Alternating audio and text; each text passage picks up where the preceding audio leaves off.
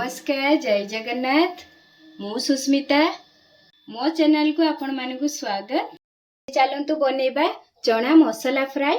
तो मसाला फ्राई बनेबा पूर्वरु मो चैनल को जदि सब्सक्राइब करना हतिनी ताले सब्सक्राइब कर दियंतु। तळे थिबा बेल आइकन बटन को क्लिक करंतु। तो एथरो चलंतु रेसिपी को आरंभ करिबा। ना मसाला फ्राई पई कि मु गोटे दिन छोट चना को बतुरेकी नहीं। एठी मु गोटे बड़ कप चना नहीं। तो देखि पारथुबे भल भाबे हमर चनाटा बतुरी जाइछि। तबे आको साइड रे रखिबा। तापरे गोटे बाउल नबा।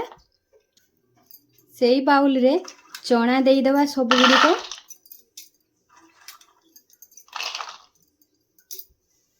तापरे सेइथिरे 2 चामच बेसन दबा, हाफ चामच लंका पाउडर, गोटे बड़ चामच अदा रसुण छेचा, हाफ चामच हळदी पाउडर, गोटे छोट चामच चिकन पाउडर, स्वाद अनुसार लूण दे दबा। बस एतिकी देईकी गोळेई नबा। गोळेबा समय जमा भी पानी व्यवहार करिबानी। एमती सुखिला गोळेबा।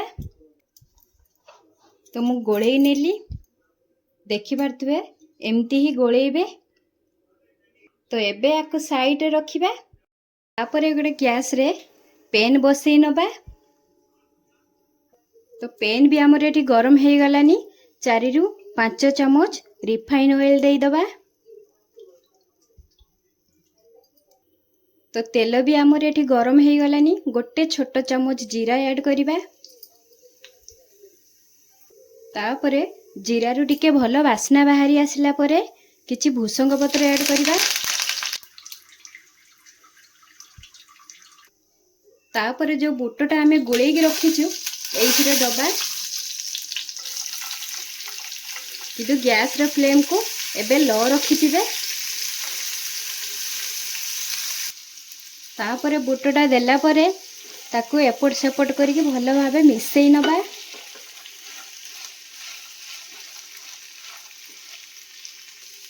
तो बुटटा को मु मिसई नेली। एबे गैस रे फ्लेम को मीडियम रे रखिबा। तापरे याकू घोड़ेई की 2 रु 3 मिनिट पई की छाड़ीबा। तो बुट को आमर 2 मिनिट हे गलानी। एबे घोड़नटा बाहर कर दबा। आउ टिके गोळेई नबा।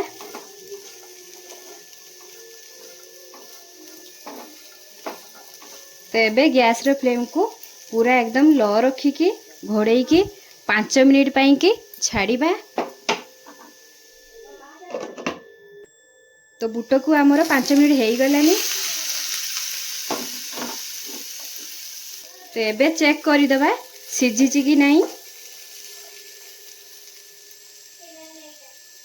ए देखंतु अधा ऊपर आमर बुटटा सिझी गलानी।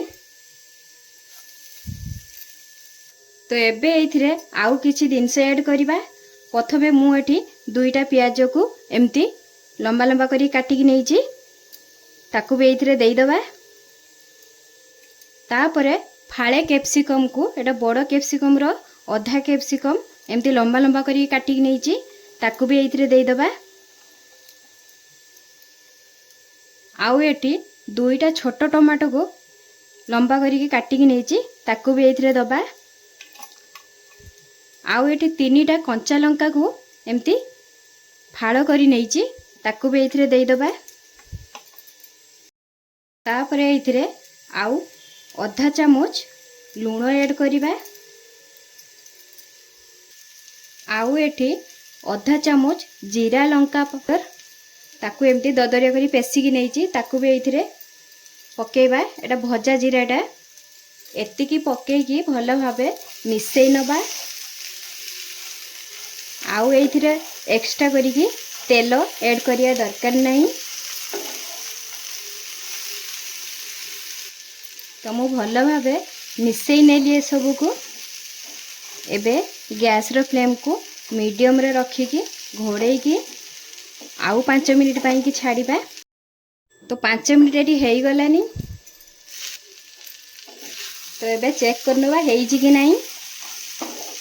तो एठी हमर चनाटा भल भाव सिझी भी गलानी, सबू गुड़िक मसला मिसी भी गलानी।